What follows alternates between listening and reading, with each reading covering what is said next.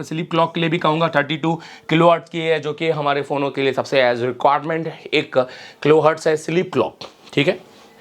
और दोस्तों अगर मैं बात करूं RF क्लॉक 2 और RF क्लॉक 1, ये भी निकालते हैं एक वाईफाई और एक ट्रांससीवर को।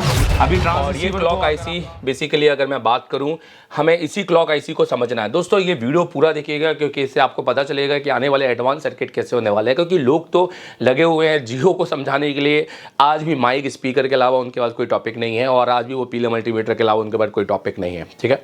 पर मैं बात करूँगा इनके बारे में, कोई नहीं बोलता है, पर आपको ये पता होना बहुत ज़्यादा ज़रूरी है कि क्लॉक जो अभी नई तरह के फ़ोन हैं वहाँ पर आपको पावर आईसी के पास ना मिलकर एक छोटी आईसी के पास मिलेंगे, और यही आईसी आपकी क्लॉक जनरेट आईसी है। अब ये क्या क्या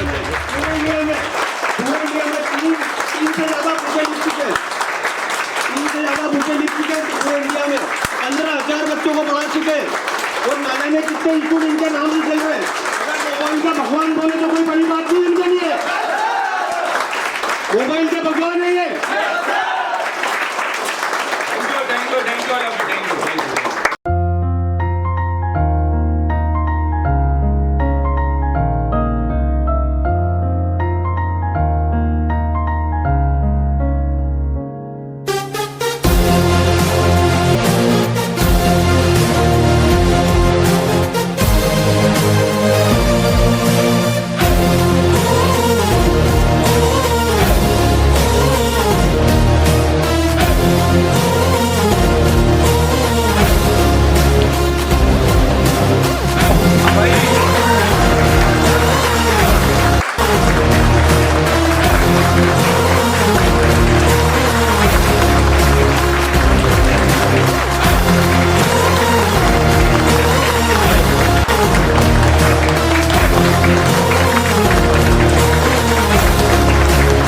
हमारी यूट्यूब फैमिली, कैसे आप सभी लोग। यार एक वीडियो आप लोगों के लिए फिर से मैं लेकर आया हूँ।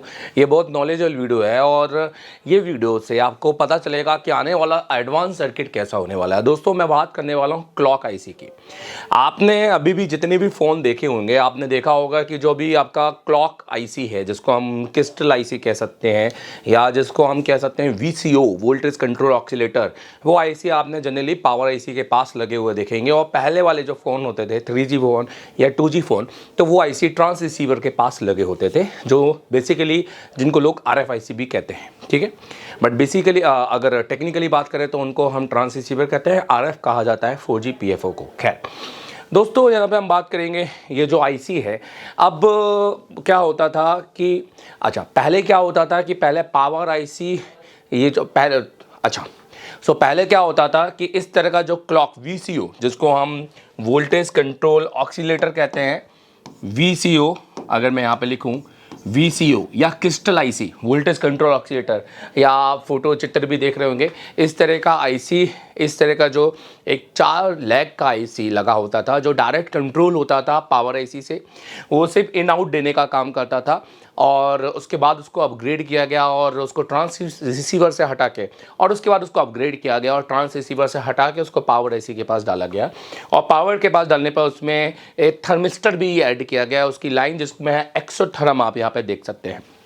लेआउट में इसके 2 तरह के नाम रखे गए, एक X और एक Y। सो अगर हम बात करें, इसको X से भी डिनोटेट करते हैं और इसको Y से भी डिनोट किया जाता है।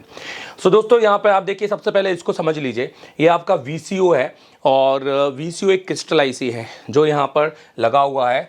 अगर मैं बात करूँ 38.4 मेगाहर्ट्ज़, आप देखिए ये VCO अलग अलग फ्रिक्वेंसी पैदा करते हैं। जैसे आप देखेंगे कॉलकॉम में 19.2 मेगाहर्ट्ज़ लगा होता है। आप देखेंगे कि मीडियाटेक के अंदर 26 मेगाहर्ट्ज़ के VCO आपको मिलेंगे। क्यों? क्योंकि वहाँ मीडियाटेक के अंदर फ्रिक्वेंसी ज़्यादा है और कॉलकॉम के अंदर फ्रिक्वेंसी कम है। क्यों? क्योंकि मीडियाटेक के अंदर फ्रिक्वेंसी ज़्यादा है, कॉलकॉम के अंदर फ्रिक्वेंसी कम है, इसलिए वहाँ जितनी भी क्लॉक स्पीड है उसको बूस्ट करने के लिए एक वहाँ पर पुल अप रजिस्टर का यूज़ किया जा रहा है, जिसकी वजह से वहाँ पर अलग से 1.8 वोल्टेज की पावर सप्लाई देनी पड़ती है जब भी हम बात करते हैं I2C लाइन में। बट यहाँ मीडियाटेक की बात करेंगे तो ऐसा कुछ नहीं होता है। पर अगर दोस्तों देखा जाए तो VCO वोल्टेज कंट्रोल ऑक्सीलेटर, जो कि ऑक्सीलेटर, आप सब याद है कि ऑक्सीलेटर मतलब फ्रिक्वेंसी जनरेट करना, इम्प्रूव करना, ऑक्सीलेट करना। अब एक ऑक्सीलेटर इज इक्वल फ्रिक्वेंसी होता है, फ्रिक्वेंसी इक्वल हर्ट्स होता है, हर्ट्स इक्वल साइकिल पर सेकंड होते हैं। सपोज एक पंखा एक बार घूमता है और अगर उसका साइकिल पर सेकंड 1 सेकंड में 50 बार है तो मतलब वो समझो कि 1 सेकंड में 50 बार घूमेगा, तो वो उसकी फ्रीक्वेंसी मानी जा सकती है। ठीक है, ये एक समझाने का तरीका है। अब देखो जो आपके VCO के अंदर क्या पॉइंट होते हैं, तो यहाँ पर ना सारे पॉइंट पहले से ही फिक्स होते हैं। यहाँ पर ऐसा नहीं होता है कि कोई भी पैड पे कोई भी लाइन दे दी जाती है यहाँ पर, क्योंकि नो स्केट पॉइंट के हिसाब से इसको गिना गया है। सो एंटी क्लॉक वाइज यहाँ इसको गिनते हैं 1 2 3 4। तो पहली पिन ये इसकी फ्रिक्वेंसी को आउट करने के लिए होती है, जिसको STL मतलब क्रिस्टल बोला जाता है, इन और आउट। तो आप देखिए 1 और 3 इसको डिनोट किया गए हैं इन और आउट के लिए। 2 नंबर एक्चुअल उसका ग्राउंड होता है, और इसमें एक्सोथर्म की लाइन होती है जो पावर के अंदर जाती है, जिसमें थर्मिस्टर यूज़ किया जाता है, जो इस VCO के साथ लगा होता है, अंदर लगा होता है। इन सम केस अंदर लगा होता है यहाँ पर, और ये इसको कंट्रोल किया जाता है पावर IC के साथ। इन केस अगर हीटिंग का प्रॉब्लम आए तो ये आपको मैसेज दे सके। ठीक है, सो अभी फ़िलहाल ये crystal IC direct power IC में ना लगकर एक और IC है, जिस IC को मैं नाम दूंगा अभी की डेट में। आप नोटिस करो, ये देखिए, ये है क्लॉक IC।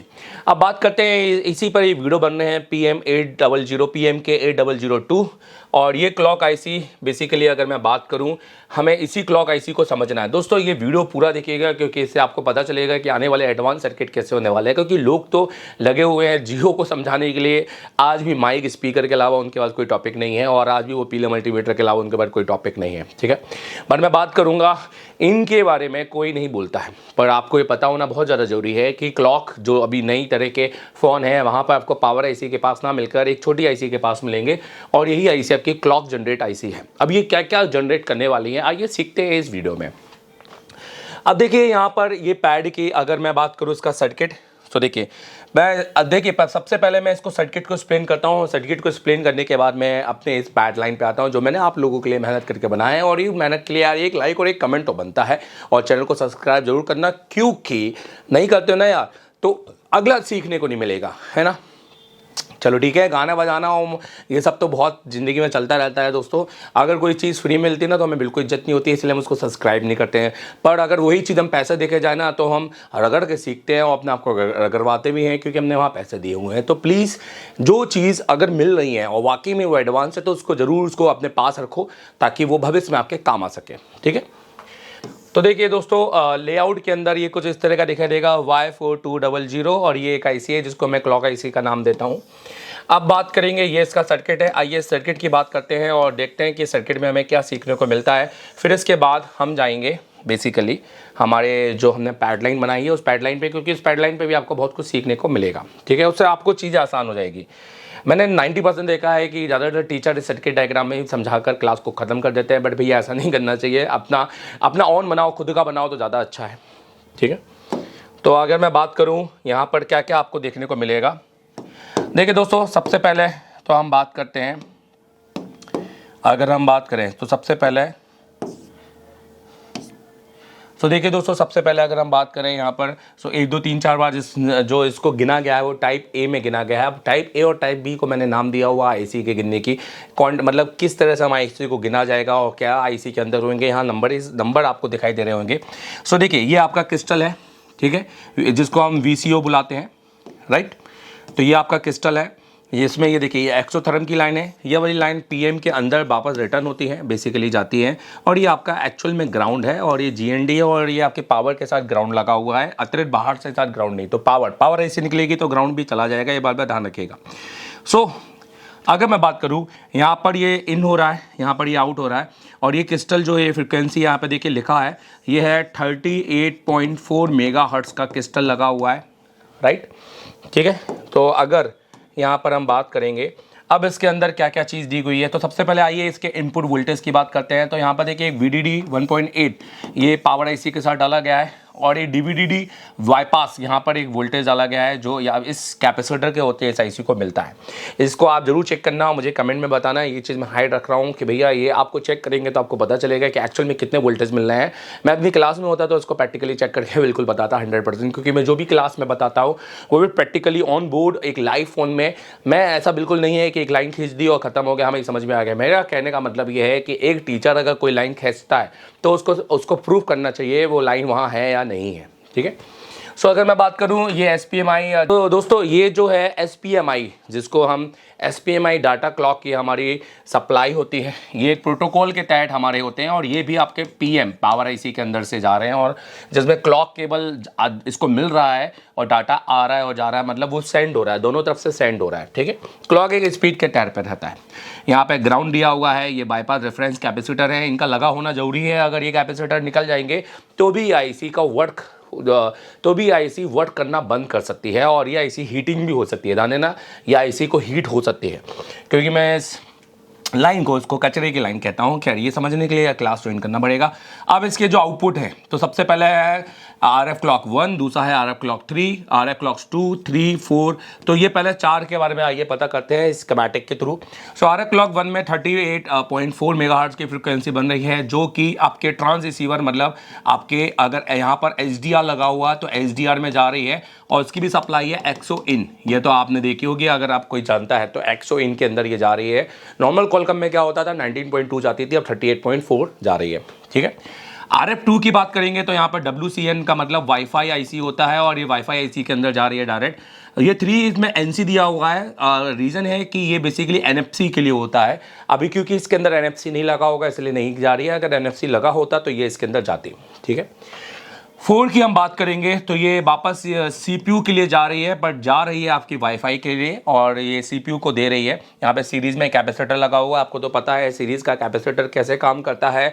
और यहाँ पर सीरीज़ के कैपेसिटर को जंपर नहीं मारना है मेरे भाई, बहुत सारे टीचर बता रहे हैं अपने वीडियो में, प्लीज़ मत मारो ऐसा। ठीक है, अच्छा, ये PM क्लॉक है, ये 19.2 है, ये PM को स्टार्ट करने के लिए है। ये सबसे इंपॉर्टेंट है, ये नहीं मिलेगा तो आपका फ़ोन ही स्टार्ट नहीं होगा, 19.2।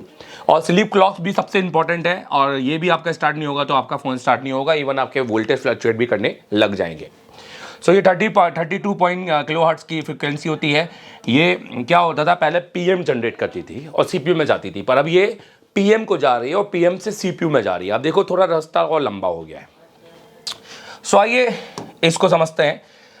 चलिए देखिए, यहाँ पर सबसे पहले हम बात करेंगे, यहाँ पर नंबरिंग की बात करेंगे तो ऐसा 1 2 3 4 इस तरह से नंबरिंग होंगे इसके।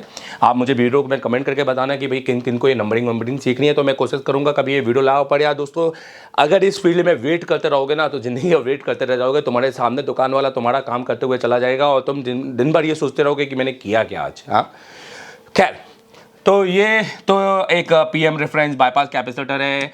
तो ये लाइन भी इंपॉर्टेंट है, यहाँ कैपेसिटर लगाना बहुत ज़रूरी है। ये V-Rage एक्सो का कैपेसिटर है, और ये V-Rage RF का कैपेसिटर है। तो ये तीनों चीज़ आपके लिए बहुत इंपॉर्टेंट है। ये बिल्कुल नहीं बोलूँगा, हालांकि बोर्नियो की बात करेंगे तो बोर्नियो, इसको अगर हार्डवेयर सोल्यूशन में देखो तो इसको आपको NC बता देगा, इसको खाली रख देगा, क्योंकि बोर्नियो कहता है इस लाइन से मेरे का कोई लेना देना नहीं है। अगर मैं बात करूंगा तो ये आपका इन हो गया, जो यहाँ से जा रहा है, आप देखो 3 नंबर से। तो बेसिकली ये आपकी फ्रिक्वेंसी है जो 38.4, पर यहाँ तो दोस्तों, तो यहाँ पर ये इन हो रहा है और यहाँ से ये आउट हो रहा है। आप नोटिस करो तो IC से एक्चुअल में आउट हो रहा है और IC के अंदर एक्चुअल में इन हो रहा है। सो ये बात आपको समझनी बहुत ज़रूरी है कि इन आउट क्या होता है। ठीक है, अब बात करेंगे, ये वोल्टेज की लाइन है यहाँ पर, तो 1.8 है। ये आपने मैंने होमवर्क में दिया है, मुझे बताना है कि यहाँ पे कोई वोल्टेज आता है कि नहीं आता है, और आता है तो कितना आता है, और ये आना भी बहुत ज़्यादा जरूरी है क्योंकि ये इनपुट वोल्टेज की तरह काम करता है। इसमें IC में एक ही ग्राउंड देखने को मिलेगा, और उसके बाद में फिर आपके आउटपुट चालू जाएंगे, जिसमें ये RF क्लॉक की लाइन है जो 38.4 मेगाहर्ट्ज़ की फ्रिक्वेंसी बनाती है, जो कि वाईफाई के लिए है और जो जाता है CPU के अंदर। तो बेसिकली आपको क्या करना है कि आप चाहें तो ये IC निकाल के यहाँ पे GR चेक कर सकते हैं जो इस CPU से आया है, तो आपको ये समझ में आ जाएगा कि हाँ ये लाइन कनेक्टेड है कि नहीं है। बट इंपॉर्टेंट चीज़ ये होनी चाहिए कि ये लाइन डायरेक्ट होनी चाहिए। अगर इनकेस यहाँ पे सीरीज में कैपेसिटर दिया है तो आपको GR यहाँ पे चेक नहीं करना है, डेट टाइम आपको सिर्फ लाइन की कनेक्टिविटी चेक करना है, क्योंकि कैपेसिटर के एक और GR आएगा पर दूसरी और GR नहीं आएगा। अगर मैं बात करूंगा ये IC निकाल के अगर चेक कर रहे हो तो IC लगाओगे तो दोनों ओर का GR मिलेगा, एक ओर का रिवर्स GR आपको यहाँ पे देखने को मिलेगा। और PMIC क्लॉक की बात करेंगे तो यहाँ पे 19.2 मेगाहर्ट्ज़ है, ये तो सबसे इंपॉर्टेंट है, ये नहीं बनेगा तो सेट डेड रहेगा। ऐसे में एज वेल आपको स्लीप क्लॉक के लिए भी कहूँगा 32 किलोहर्ट्ज़ की है, जो कि हमारे फ़ोनों के लिए सबसे एज रिक्वायरमेंट 1 किलोहर्ट्ज़ है स्लीप क्लॉक। ठीक है, और दोस्तों अगर मैं बात करूं RF क्लॉक 2 और RF क्लॉक 1, ये भी निकालते हैं एक वाईफाई और एक ट्रांस रिसीवर को। अभी ट्रांस रिसीवर को अगर आपका नेटवर्क मान लो नो सर्विस जाता है और आपको एक्सो की लाइन नहीं मिलती है, तो अब आपको यहाँ पे पावर IC पे काम करने की ज़रूरत नहीं है। अब आप काम करेंगे इस क्लॉक IC पे, और आपको इस क्लॉक IC को ही रिबोल और चेंज करना है, क्योंकि हो सकता है कि आपकी इस लाइन पे फ्रिक्वेंसी नहीं बना रही हो। ठीक है, अब बात करेंगे 3 की, तो 3 कहीं भी नहीं जा रहा है, तो ये एक होगा जो कि NFC होगा, नियर फील्ड कम्युनिकेशन, जो कि अभी के मोबाइलों में बहुत आम तौर पे देखने को नहीं मिल रहा है, क्योंकि ये बहुत ज़्यादा यूज़ होने वाली इंडिया के अंदर ज़्यादा सेगमेंट में नहीं आते हैं। और बहुत सारे, क्योंकि इंडिया में अवेयरनेस ही नहीं है NFC क्या होता है, लोगों को एक्सप्लेन ही नहीं किया गया है, ना ही इस पर बहुत सारे वीडियो बने हुए हैं, ना ही किसी टीचर ने बनाया है। आप मुझे कमेंट करके बताओ, मैं आपको इस पर जरूर बनाऊंगा। आप देखेंगे तो आईफोन में, हर आईफोन में NFC IC दी हुई है, और उसका NFC का बहुत इंपॉर्टेंट रोल होता है आईफोन के अंदर भी।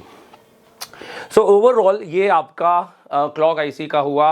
मुझे बताइएगा ज़रूर कि कैसा लगा आपको, आपने समझ में आया कि नहीं आया दोस्तों। और ये भी बताइएगा कि आपको स्कीमेटिक से ज़्यादा समझ में आया है, इससे ज़्यादा समझ में आया, क्योंकि देखा जाए तो ये ऐसे डायग्राम बनाने के बाद लोगों को ज़्यादा अच्छे से समझ में आता है। और ये मैं आपसे विश्वास दिलाता हूँ, अगर आप मेरे पास आते हैं इसे टेलीकॉम में और सामने मेरे बैठ के सीखते हैं, तो आपसे एक एक से, भले ही आपने जीवन में कभी किसी IC को ड्रॉ नहीं किया है, जीवन में स्कीमेटिक नहीं खोला है, मैं आपसे ये आपकी कॉपी में बनवाऊंगा, और छाप के नहीं, जिसमें आप खुद बनाना सीखेंगे किसी सर्किट को देख के, या मैं आप और किसी भी स्कीमेटिक को पढ़कर। ध्यान देना यहाँ, क्योंकि स्कीमेटिक में ये नहीं बताया जाता कि कौन से बॉल के ऊपर कौन सा आता है। इसको हमारे को यही नॉलेज हमें सीखना होता है कि इंस्टीट्यूट से, प्रॉपर इंस्टीट्यूट से, जो सही गाइडेंस देते हैं, ना कि सस्ते के चक्कर में, आपको बुलाने के चक्कर में रहते हैं और अपना एजेंडा ही भूल जाते हैं, उनका प्रोपेगेंडा ही चेंज हो जाता है। वो अपने कंटेंट की बात ही नहीं करते, वो तो सिर्फ एक ही बात करते हैं कि भैया हम बहुत सस्ते हैं।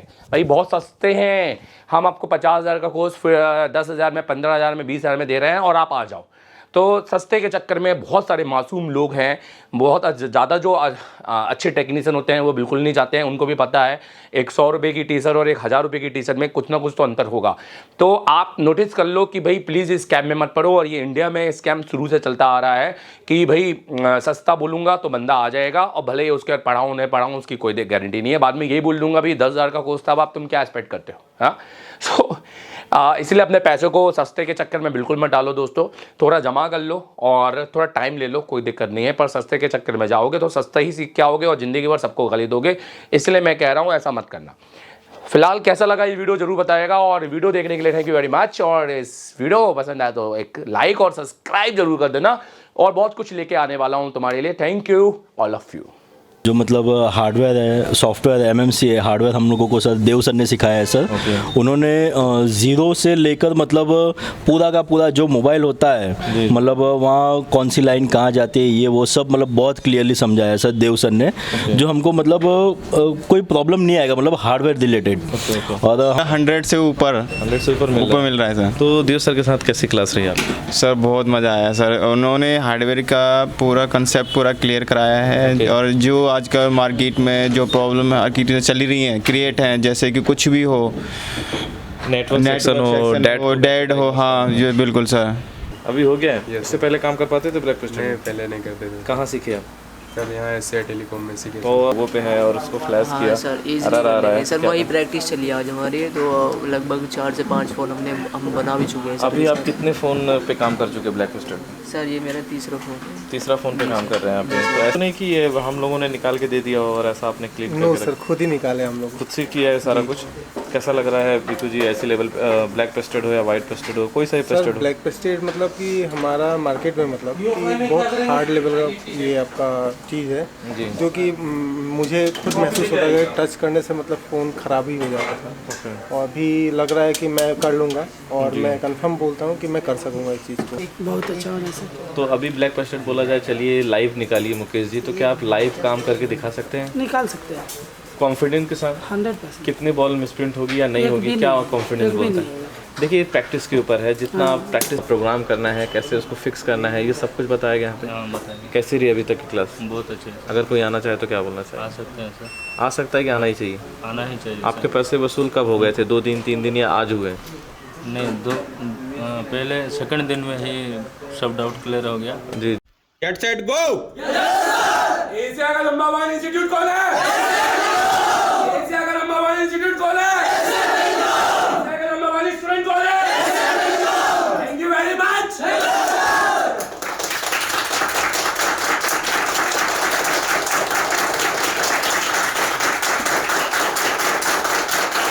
तो आपको ये देखकर और अच्छा लगा होगा कि एक इंस्टीट्यूट बैकअप को भी सपोर्ट दे रहा है ना, मतलब पुराने स्टूडेंट को भी बुला रहा है, सपोर्ट दे रहा है।